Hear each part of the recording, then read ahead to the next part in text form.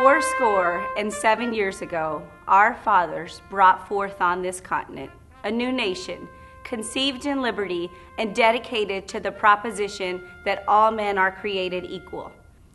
Now we are engaged in a great civil war, testing whether that nation or any nation so conceived and so dedicated can long endure.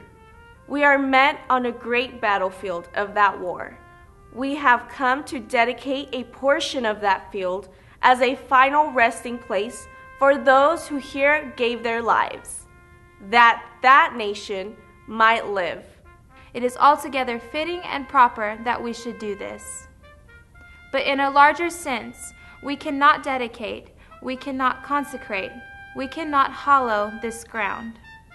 The brave men, living and dead, who struggled here have consecrated it, far above our poor power to add or distract.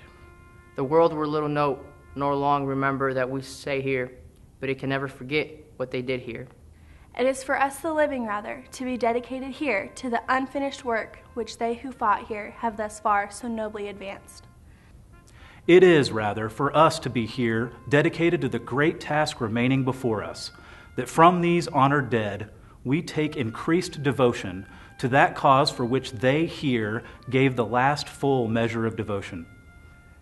That we here highly resolve that these dead shall not have died in vain, that this nation under God shall have a new birth of freedom, and that government of the people, by the people, For the people shall not perish from the earth.